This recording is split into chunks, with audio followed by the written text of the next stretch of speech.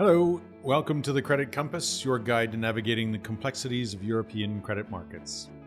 Each week we step back from the noise to unpack the developments shaping credit, explore the macro forces behind them, and discuss what they mean for investors and issuers across Europe and the UK. As we approach year-end, several structural shifts are coming into focus. On the 1st of January, Bulgaria will adopt the euro, meaning it's time to update your data pools to capture all 21 euro area members. Only a handful of European Union countries are now left to adopt the single currency. Also beginning in January, Dutch pension funds will formally begin migrating toward the new defined contribution framework, prompting asset allocation changes with potential implications across European markets. All right, let's get started.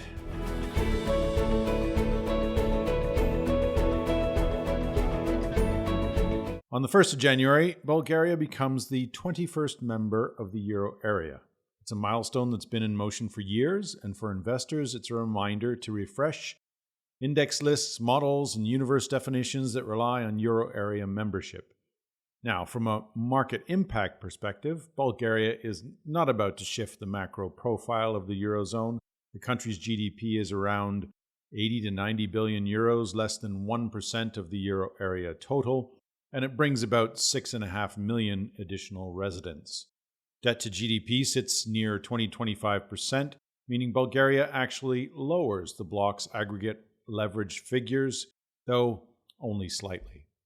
But the story isn't really in the aggregates, it's in the institutional progression. Bulgaria had to meet the 5 convergence criteria: stable inflation, controlled deficits, manageable debt, exchange rate stability, and aligned long-term interest rates.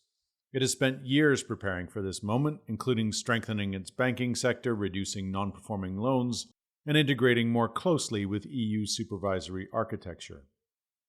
Now that it joins the governing council, Bulgaria brings another vote to the table, one that in theory slightly dilutes the influence of the larger economies. But again, the ultimate effect is modest.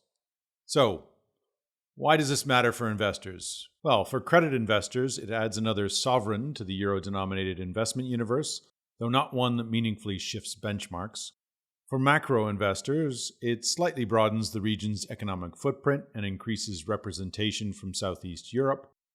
For multi-asset allocators, it reinforces the broader story of institutional resilience within the monetary union.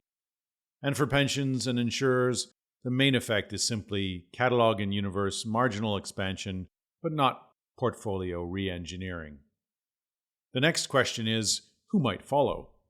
Countries like Poland, Romania, Czechia, and Hungary all meet some elements of the criteria, but face political hurdles. Denmark retains a formal opt-out, and Sweden currently opts out by choice. Only Czechia currently has a clear political timetable, with an assessment coming in 2026.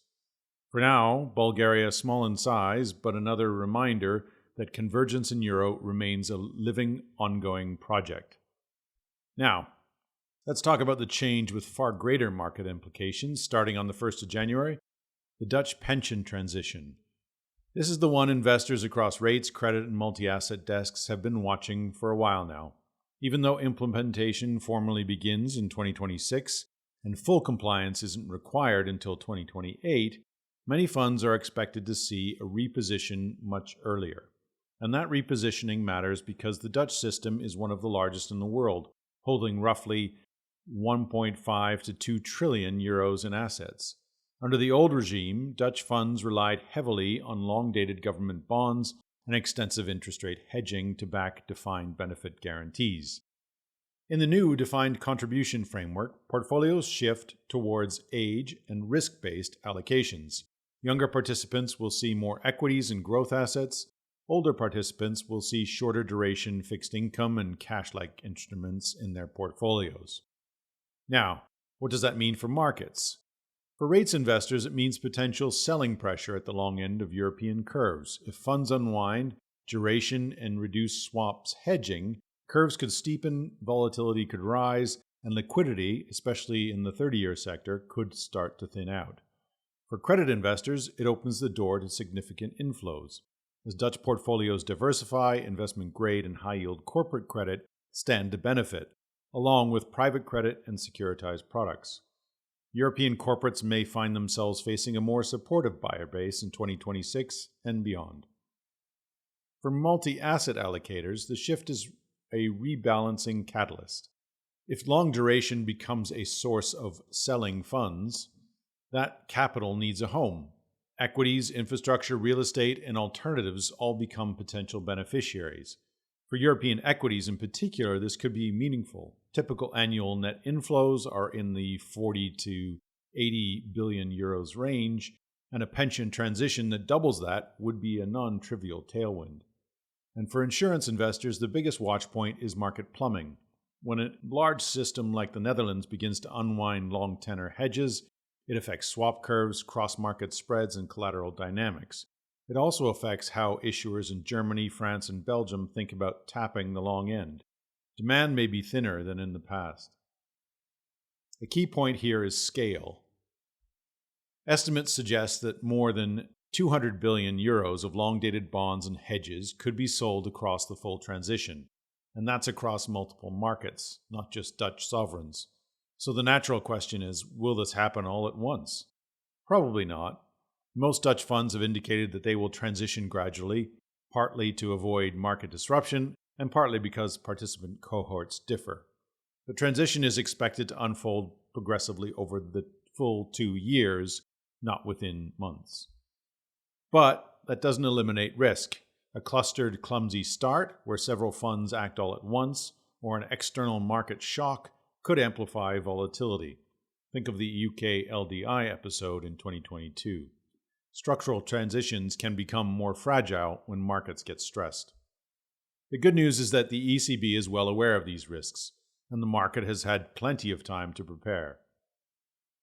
The Dutch transition has a degree of flexibility baked in, and overall this is one of those structural stories that hopefully won't dominate headlines, but it will progressively shape flows, curves, and issuance for years. Stepping back, what does all of this mean for markets? Lately, the euro is starting to reflect expectations that the ECB may need to raise rates again in 2026, an interesting contrast with the United States and the United Kingdom, where markets still anticipate further easing into mid-year, reflecting differing views on expectations for growth. According to global markets, Japan, Canada, and Australia are also all expected to tighten policy next year, while China remains in an easing cycle. That divergence matters for yield expectations, credit spreads, FX hedging decisions, and cross-border capital flows.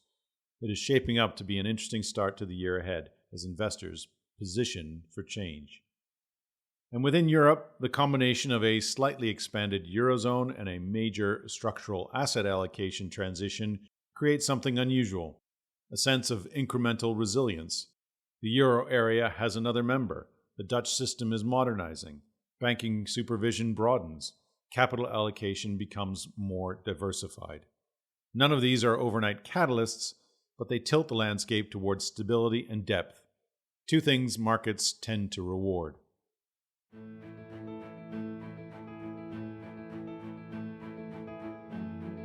That's all for this week's edition of the Credit Compass. If you found today's discussion insightful, follow, rate, and share the show.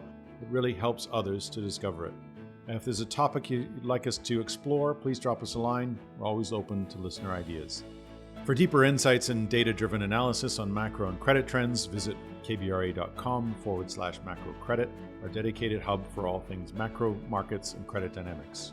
Until next time, stay curious, stay informed, and stay resilient. Let the Credit Compass guide your way.